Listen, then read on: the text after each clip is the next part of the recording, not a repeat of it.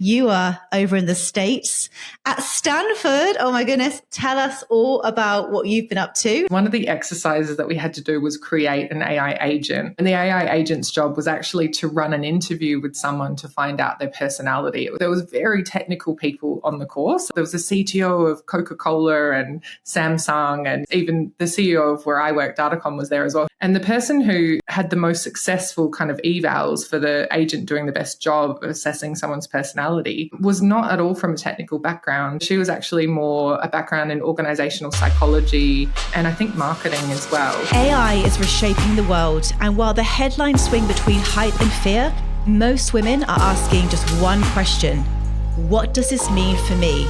This is AI Ready Women. Welcome to AI Ready Women. It's a podcast about the future of AI for women, the workforce, and the world. I'm Lou Compagnone. I am an AI transformation expert and futurist, and this is Georgie. Thanks, Lou. Yeah, I'm Georgie Hubbard. I am an author, a coach, and I've been recruiting for 14 years. And we've got quite a bit to catch up on today because we didn't record an episode for a few weeks because we were both pretty busy. I was in the UK on a holiday. You were away, definitely not on a holiday. You are over in the States at Stanford. Oh my goodness. Tell us all about what you've been up to. Let's start with you first and get everyone up to speed. Yeah, it was an amazing experience. So yeah, I was at Stanford University and I was actually doing a course over there called the AI Powered organization. It was, first of all, it was just incredible being on campus. It is such a beautiful, leafy, big, spacious campus. And so I felt smart just being there. Let's start with that. And look, I don't want to say I was just there for the merch. I was partly there for the merch. There was some good merch, but the course itself was the amazing part. And it was great. There was about 80 people who were doing it. And what I loved about it is it's kind of unexpected roles that were there. It was for leaders.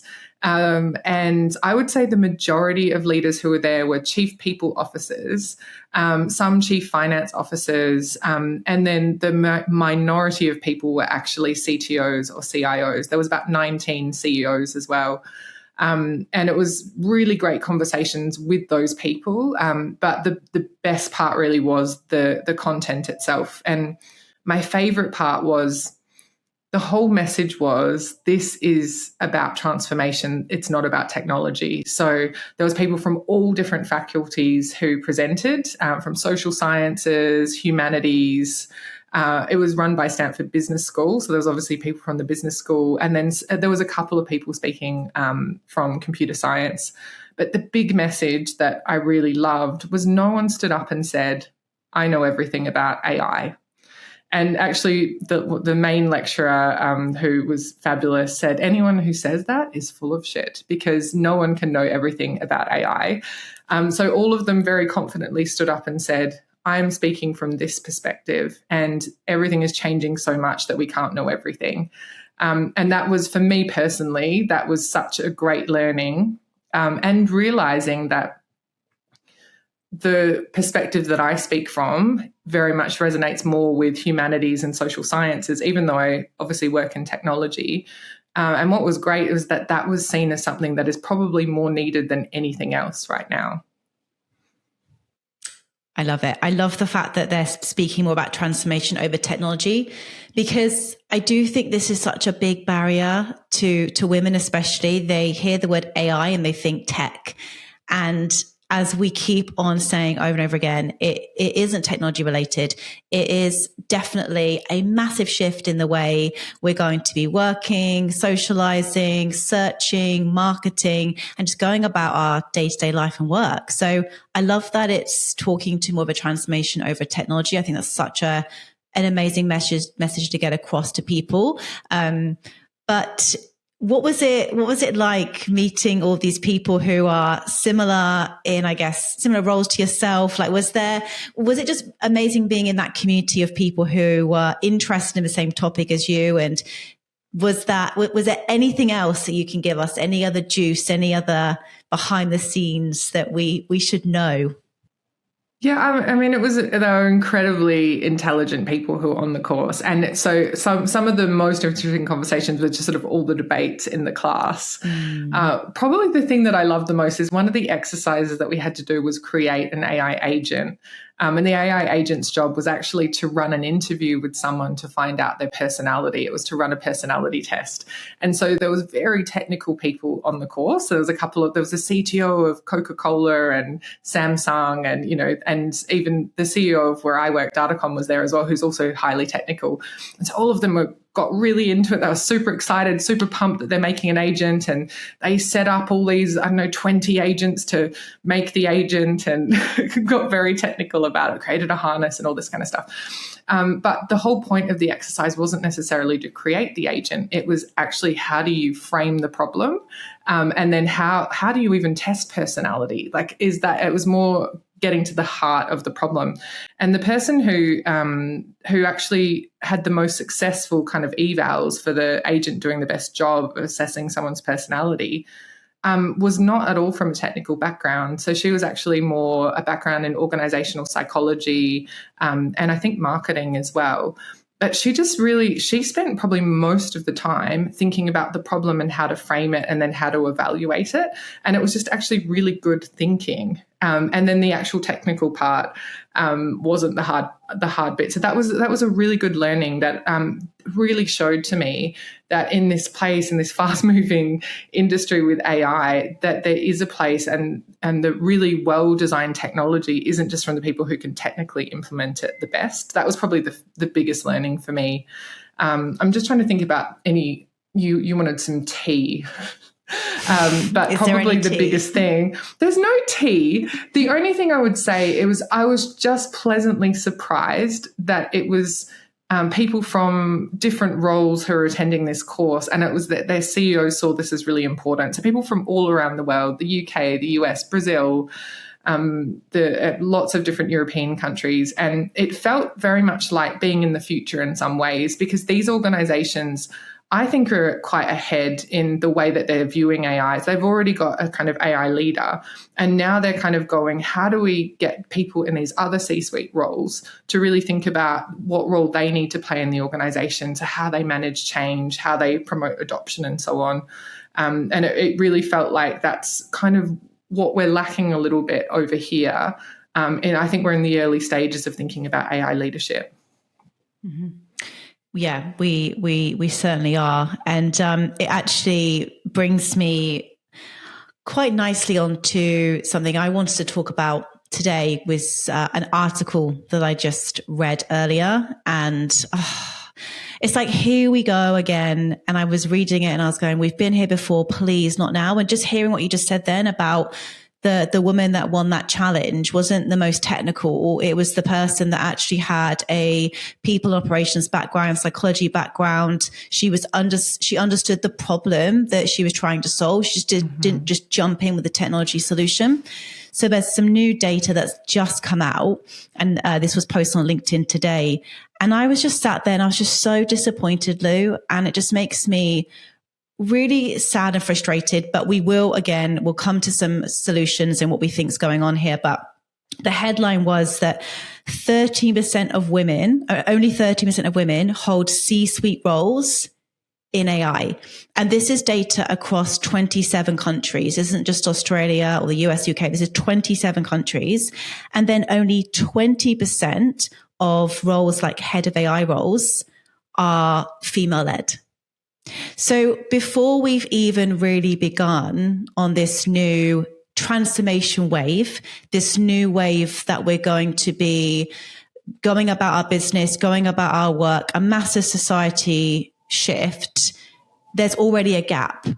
And which we're already chasing our tail. We're already trying to fix the gender pay gap. We're already trying to discuss we need more women in leadership. And now we're going to fall behind even more, because this is a huge wave of transformation and women are just not, at the moment, equally represented. So here we go again. I was reading it and I was like, this is so frustrating. And I think that people go, oh, well, women just need to learn AI. And it's always like, let's just put it back on the women. But it's not that, is it? It runs deeper than that. Well, there's so much to unpick here, Georgie, because there's so many brilliant women I know who know a lot about AI, and they have other perspectives, and they're fantastic leaders. I mean, one of the things I want to bring up is it can be really, and we've talked about this before, it can be really hard being a woman in tech. And especially when you're in the public eye, it can be really hard. And something that you would have missed while you were away was that I was in the media quite a bit talking about a white paper that I helped to develop about the role of the chief AI officer in Australia. Now, the whole premise behind the white paper, so we interviewed thousands of C-suite leaders and talked about, this new role that's emerging and what does it mean and what's the main focus and what's influencing their decision on what sort of skills to bring into the role. And the big message was very similar to the Stanford course, which was this is really a transformation role. It's not a technical role. And to do AI transformation well, it needs to be about people and change and culture and all those other things. And so I was it went a bit viral, which is pretty cool. I was on the Today Show and various other things talking about it. And the amount of trolling that I got from people from it. So I got a lot of people being positive and saying, it's great that you're talking about this and isn't it good that we have this new role? But it was a lot of senior, very technical people who trolled me. And there were comments like, this woman knows nothing about AI, or this woman is clueless. It was always attacking my gender, not about the message. It started with an attack of my gender. And then sort of saying that, because I'm talking about it as a transformation role, that I'd sort of missed the point and I obviously wasn't technical enough.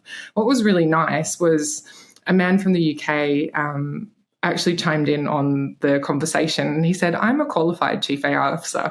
And I just want to say it is about transformation and this is what I do in my role. And I sent him a message to say thank you for speaking up. And he sent me a message back, jokingly saying, how dare a woman try and explain AI to men? And he was tongue-in-cheek saying it. But it's just sad that the attack was all on me as a woman and not on the message and had kind of missed the point. So, I mean, that's just one perspective. It's a very complex issue. I know. I don't understand why it's so triggering for certain people. I don't understand it. And I think it's just so awful to know that happened to you. And the thing is and I'm pleased it's happened to you and not somebody else. Even though it's terrible, you can deal with it because you've got really good people around you. And you know as well that you are freaking good at what you do. And you have got a huge amount of knowledge and so much value to bring into this industry, and we need you in it. However, if you're a woman and you are in a large organization, maybe it's very male dominated and you want to start putting your hand up for that next promotion, which includes AI, and you're getting shot down or getting these little snarky comments, or maybe you want to start being more visible and showing up online, but you're concerned that the pushback. A woman that maybe hasn't got your courage initially, she might shy away. And then here we go again, that problem of the lack of representation, the lack of women speaking up. And if women see somebody like you, who's already in a chief of AI role, get put down, how are they going to feel? They're not necessarily going to want to start speaking up. So it's annoying that these things are happening and still happen. And that men even think it's okay. It's not all men, of course, it's just a pocket, but they think that's okay to attack a woman online. Like, no, I'm sorry, like that is not okay. But unfortunately, it is the world we live in, and we can't not talk about it because it's still happening. And even though we think we're making so much progression, clearly there's still issues in our society where a man feels intimidated by a woman who's probably in a position above him, speaking about things that he feels that he's more qualified to talk about just because he's a man. And that's not okay. But it's not, here we are. And it's sort of this problem that then snowballs because, like you said, a woman who's thinking about getting into a career in AI, they need to see themselves in the role, and they need to see that it's a sort of safe industry to be in. So I think you absolutely need to be resilient. And like you said, I was thinking about it, and I think these comments say more about the person than they do about you. Yeah. And so I think that's what I really took from it because, and this is, the comment that this guy from the UK said is, He said, I think that there's a theme here, which is that people are seeming threatened by this change in the tech industry. If this is now becoming more about transformation and more about those sort of people and softer skills, it threatens technical skills. And that's where it's coming from. But that is, we need more people with different skills. We need diversity to be driving this. And, you know, so much of what came up at Stanford talking about AI and the massive risks that come with it, they're not going to be solved just by technical minds and one type of person. We need diversity. I know, I completely agree. So even though you got some backlash and some bit of cyberbullying, we still need you, Lou. We still need you speaking up. I will certainly be speaking up. I've just got this saying, I said it to you the other day when we were talking about it. I said, hurt people hurt people. Nobody who's happy or in a good place in their lives goes on to somebody else's profile and comments negatively. I just don't understand that mindset. I've never done it. I never want to do it. So I think it's just a really, you got to feel sorry for them and go, I feel really sorry for you that you're in that dark place right now, that you're coming into my social digital world and you're doing that. So I feel sorry for you and almost have that empathy towards it. But I think so too. It's a good reframing. Yeah, exactly. And I think that's how you have to look at it. Otherwise you can drive yourself mad, because look, I've had some comments over the years as well and some nasty messages, but honestly, I just go, oh God, you must be really going through something pretty bad in your life for you to come into my world and do that, you poor thing. You know, it's kind of like you distance yourself. You just go, nah, that's on them, not on me. So, but look, but so much has been going on for you. Like, how are you balancing it all, Lou? Like, I feel like, you know, I've just obviously come back from a nice month away in the UK, saw the family, that was great. And I come back and I feel like I've got so much to catch up on, but it was really nice to actually go away and have that switch off. I think that's so important. But I feel like every time I speak to you, life just gets busier for you. It's the AI world. It's fine. I'm managing. I luckily I'm sort of, you know, maybe it's partly just being a mum and spinning a lot of plates, but I'm coping okay. I can't deny that I would love a holiday, but even just having a week away where I was where I was purely thinking about AI the whole time and just coming back to a massive to-do list, it, you know, just made me go, everything's moving so quickly. So I want to now know about you, because I was thinking about this with you being away and you were genuinely away on holidays.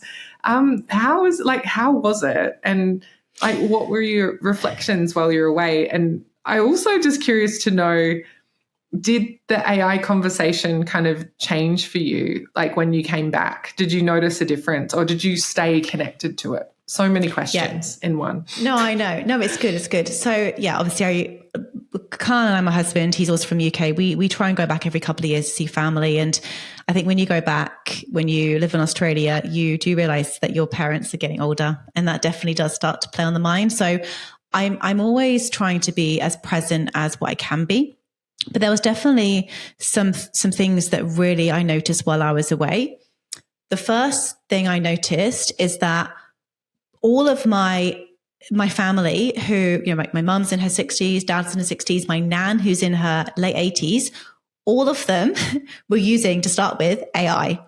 Dad was talking about how amazing it was. Then my mum was like talking to ChatGPT, and then even my nan was talking about it. And I thought, oh my God, like this just shows how it just kind of reminded me that this is everywhere now. Everyone's using it. It's just a massive part of our society, because I went back 2 years ago and they certainly weren't talking about it, but now it's just part of what they do. Like mum was like, oh, I'll just ask ChatGPT where we can go for dinner tonight. I was like, oh my God, this is, you know, she wouldn't have necessarily said that about when the internet came out. So I think what it showed me, going back to the conversation around AI, is how quickly this has come about. And it's everyone's using it. Even my parents, who didn't really get on the phone or the social bandwagon to start with, but they're straight on to this. So I think that just shows the level of adoption that's happening. And then they've leapfrogged, Georgie. They have. Even my parents, I was like, oh my God, you're talking about AI. This is a bit weird. But then the other thing that happened, and I was still very much connected to the women in my coaching community, was that I was getting a lot more messages, it felt like, from women who were on the job market, finding it really difficult. And that's been quite interesting. And that's kind of been a pattern that's continued to happen throughout this year. And I obviously reached out to you as well, because I was curious to get your thoughts on this as well and what you're seeing. But there does seem to be a lot more amazing women, especially on the job market right now, and finding it a bit more tricky to get a senior job, break into AI. And it seems to just be, like it's still quite difficult at the moment. So that was quite interesting. Like normally when I go away, I don't get as many messages, but this time round, when I was away for like those 3 weeks, there was definitely more of a volume coming through of people reaching out to me about jobs and wanting some help, which I haven't seen every time I've been back. So that was a bit of an observation on the work front. And yeah, I do think that it's an interesting market right now. And then you read reports around the lack of women going into AI. And that's where all of like the money and the investments, the opportunity are going. It's kind of a little bit of a gap emerging that I'm seeing between the women that are on the market and wanting to move in AI, but then the opportunities just don't seem to be coming through for them. So that was an observation when I was away, when I was reflecting. I think it's a very accurate observation. I'm seeing the same thing. One of the things I've been noticing as well is that a role will seem to be more of an AI transformation role, and then you dig into it, or an AI leadership role, and it's very technical. And again, I think this comes back to maybe the maturity of where we're at as a market, or maybe it's just maturity overall globally. I'm not sure. Where it will say, they'll be wanting an AI strategist or something like that, but it'll say must have a PhD in AI and machine learning, 10 years of experience as a developer and an architect, or it might be a governance role and they want someone very technical. And someone that I know who works in a similar industry to you, Georgie, was saying that they think that this might be a budget thing potentially, where people are trying to go, let's try and get we're really trying to hire for 3 roles, but let's just try and roll it all into one and try and get a unicorn. Maybe it is that, or maybe it comes from just a lack of understanding of what's needed. The reflection while I was away and how much I learned in a week, and that's just the beginning, and that I read 10 articles a day or more, is you need to really understand what AI is and what it does and how it's going to change the workforce and why it's important to have different skills and diversity to really even know how to advertise a role and how to shape it. Otherwise, you're going to go, oh, AI, we need someone technical. Exactly. And that's part of the problem as well, isn't it? It's like, I think people who are actually interviewing and hiring for these AI roles are kind of still figuring it out themselves. So they're almost, it's kind of what I'm seeing as well in recruitment, they're interviewing people as a bit of a test of like, oh no, we actually don't need someone like that. Maybe we should interview someone like this. And it's almost like they're using these interviews as a bit of a screen of what do we need, who's going to be a good fit. They don't actually really know what they want. And it's frustrating for the candidates as well, because they're like, well, I just feel like I'm going in and it's not going anywhere, or I'm sending my CV and I'm not hearing back. I think Australia especially, and I always find this, is a little bit behind the rest of the world. Like even in the UK, actually, this is another observation. You just got me thinking now. The adverts. So when I was in the UK, it was the World Cup. So I was watching a bit of England and we lost, standard, don't get too excited about it, but I was watching a few games. Anyway, in the commercial breaks, all of the ads in the UK, there was an advert for Google Gemini. There was an advert for Cowork. There was an advert for OpenAI. It was literally, Lou, all the ads were for AI companies. And I thought, and not that I watch a lot of mainstream TV in Australia, but it was very AI heavy. Even I went to London, all of the ads around the tube stations, AI, AI, AI. It's very much in your face in the UK at the moment, whereas I don't feel like that's the same here yet. Yeah, I think you might, if you're lucky, see a ServiceNow ad, but that's just because, Idris Elba, and they're just sort of getting him out to sell the wares of ServiceNow. But yeah, it's the same. I don't see it over here. I was the same in the US. Everywhere. And maybe, that was probably because I was so close to Silicon Valley as well. So that could have been a factor. But every billboard was advertising AI. The other thing that was everywhere was robotics. I don't know if you noticed that in the UK. So do they have Wemo in the UK? Yes. Yeah. So I caught my first Wemo, which is a weird experience, being driven by a ghost. And then even at San Fran Airport, there was a completely robot-operated coffee shop where you ordered on a screen, and it's so scary. And a lot of what we talked about actually in the course was about world models and how, using world models for simulation to train robots. So I think it's the coming together of, so yes, AI is everywhere, but I think it's also now overlaying that with robotics and where things are heading. It felt like being in the future, or maybe it felt like coming back to the past, coming back here. And it kind of worries me that we're not ready for what's coming as a result. No. And I think because it's so much more in your face in London, especially, people kind of know it's coming. So there's that constant reminder of, I probably should go and learn AI. I probably should understand how to use Google Gemini better, or Claude, or whatever. But I don't feel like it's a big focus in Australia right now. And I think, but this is the issue I see behind the scenes in the companies that are hiring and are discussing their transformation.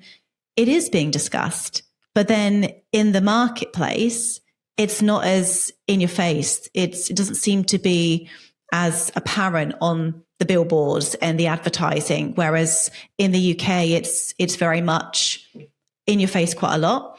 And I think there's a little bit of a disconnect happening in Australia right now, where companies are wanting to go on this transformational journey, but they're not really, I guess, explaining that to their staff. They're not really advertising it. And I do think we need to sort of, we do need to speed up our learning, and we do need to kind of, I guess, get a bit of a move on with, like, this is coming, and you do need to start learning this. You do need to start thinking about how your role is going to change, and really think about how you can position yourself as that person in your organization who is thinking about this and is using the technology and thinking about how it's going to transform your role and the business. But I think because it's not, yeah, exactly. Trying to influence, because I think the biggest thing is that it's about organizational redesign, probably even more than it is about technology. So, thinking about it, like when electricity started, factories didn't just operate in the same way they'd always done, but with some lights on.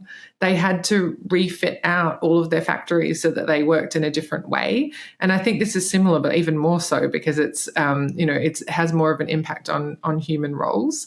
And it goes back to, I always talk about adopting versus adapting. Like, it's the difference between just adopting the tech and going, we're just going to throw some Copilot in and everyone's going to use it as a tool, as against actually putting some real thought into how people are going to adapt their organizations and what the kind of organizational design needs to look like and the operating model needs to look like to support that.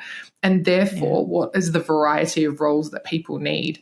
So I think trying to kind of influence that in organizations, if you have this awareness of this is what's needed, is really important. And hopefully your leaders see that. Maybe they don't. So maybe part of your role as well is, if you have this knowledge and you are interested in AI, is how can you actually help with this knowledge in your organization and drive some change? Mm-hmm. Well, I've actually got the perfect story for this. Now, again, this actually goes back to my trip in the UK. God, so many things are coming to me now, but this is really interesting. So my brother is a golf pro. Now, up until about 2 months ago, had never had any technology experience before ever. He got speaking to Kyle, who, as you know, has gone down the AI rabbit hole. And he basically wanted to develop a website for himself to promote his coaching. And he was going to go and build it on WordPress. And Kyle goes to him, no, Ollie, you can learn how to build a website on Claude Code.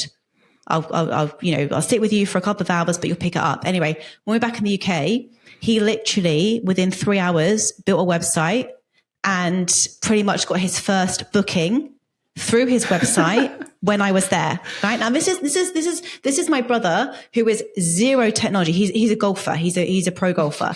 Then get this. The golf club that he's just worked for has just been bought by these two business people.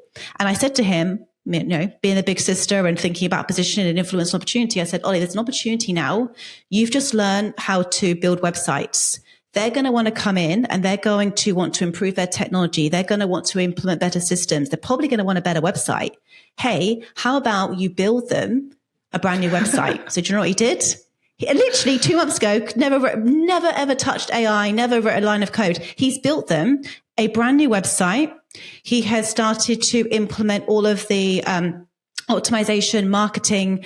And my point being is that this is somebody that's now becoming invaluable to this business. And he is in discussions about a promotion.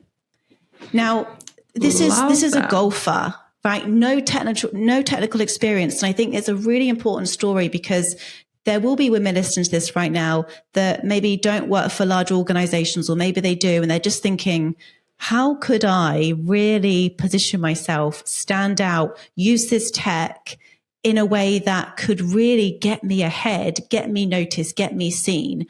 What are the business problems right now? And how can AI help this business solve them? And how can I position myself as that person? So my brother's leapfrogged his career forward because he's now become so valuable to this business. They don't need to go and spend 20 grand on a new website anymore, but they can promote my brother to manage all of this. And he's done that off his own back. So I was really proud of him. And I think that's the opportunity now, Lou, for so many people, because if you're prepared just to sit down for a few hours and learn this, it's not hard. You really could leapfrog your career right now. So I think the opportunities are endless. We speak a lot about doom and gloom on this podcast, but there are other situations happening in real time like this of somebody that's taken the initiative and gone for it and got himself a promotion. So a little bit of a story there. I love that. What I love about it is that it goes back to, you know, we often talk about the fact that don't try and change your knowledge necessarily. Like, he's an expert, he knows golf, and so he probably was the perfect person to build a website for his own coaching and for a golf course, a golf club. I don't even know the terms. Shows how golfy I am. But you know, so it's the fact that he hasn't changed his knowledge necessarily, he's added to it. And so, you know, we talk about this a lot. So think about what's the thing that you know. Are you a lawyer? Do you do admin? Like, what is it that your role is? And then how can you add that as an additional skill on top of it? And it's almost like disrupting yourself before you're disrupted as well. And I think that's a good exercise. And you've done that with people before, haven't you, Georgie? To go, how do you disrupt yourself before someone does it to you? Exactly. And that's what I said to him. I said, look, you know, you could be a bit exposed here, brand new owners. They're going to come in. They're going to be like, they're going to be looking at that, you know, who's on this, the pays, and go, oh, do we need this person? Do this person? I said, your job now is to make yourself, you know, irreplaceable, basically. And that's exactly what he's done by using this opportunity. He's transformed, going back to that word again, his role as somebody with zero technology knowledge. And I'm sure that there'll be developers thinking, yeah, but I could pick holes in his code, and maybe you could, but he's an example and a good one of how we can be using this as a force for good in our careers right now. So yeah, that was a positive story when I was back in the UK. And I actually, as it was happening, I thought, oh, this is a good example of somebody really thinking about the future and how they can be embracing this new technology and not shying away from it. So there you go. If my brother can do it, who's a pro golfer, anyone can do it. Anyone can learn how to build a website. Anyone can, and not just for their company, but for themselves. Like, if you've got an idea that you've sat on for years, if you want to start your own business, if you want to go into consulting, if you want to start a podcast, build your brand, God, like, so many opportunities out there right now, Lou. So you know, we don't need to think about how can we even, you know, use this in the company we're working for. We could think, actually, how can I go and build something for myself and have a bit more of a portfolio career as well and make a bit of extra cash on the side? So many opportunities right now. Yeah, exactly. Yeah, but exactly. Georgie, no wonder the technical people are freaking out. I was thinking that as you were talking. Exactly. Of course they are. That's why they're attacking you, Lou, because they know there is a tsunami coming. When people start to realize how easy it is to build a website, to do all these technology, these tech things that they've studied for years to do, they're going to go, oh, actually, maybe my job isn't as safe. And I'm going to, and again, people resist change. But the ones that thrive actually embrace it. And that's what I keep saying. We've got to embrace it. We've got to be adaptable and see the opportunities out there, which there are many if we look for them. So that's my motivational speech. Look at us being positive, Georgie. We are. I really want to be, because I did get a bit fired up when I saw those numbers. I won't lie. But I think that, yes, there is a lot of injustice in the world, but I also think there's an opportunity for more women to also be business owners, entrepreneurs as well. And we don't necessarily just need to climb up the ranks in a company. We can also be thinking about what else we can be doing with our skills. And if the company we're working for doesn't value us, well, then why don't we go off and see if we can build something of our own? So that's another thought process. I love that. And I also think it kind of goes back to that Stanford lecturer talk that they did at the beginning, where they're going, I don't know everything. This is my lens. So maybe there's something in that, just to kind of own it and just to go, this is where I'm speaking from. This is what I know. And I'm going to build skills around that. And then that comes off as more confidence rather than, trying to claim that you know everything. You're deeply technical if you're not. Just to have confidence in your existing knowledge and build upon it.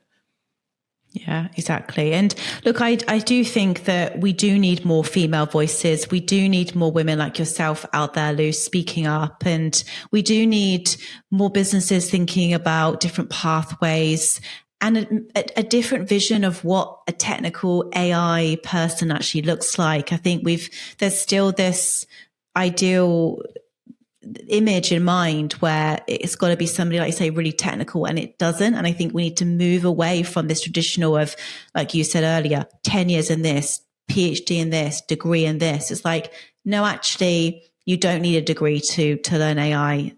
You don't need to study for years to come into this industry. You can come in right now, as my brother did, and he could probably even go off and do some AI consulting, because he probably knows more than some software engineers at the moment about Claude and everything. But like I said, it's the opportunities are out there for people who want to start using it, but companies have to start thinking about how they see these roles, and also making sure that there are diverse voices in the room when it comes to hiring, when it comes to making these key decisions. And yeah, I just want to see more women step into these roles. I really do. And I think we need to just have a different view on who suits these roles and what that person really looks like.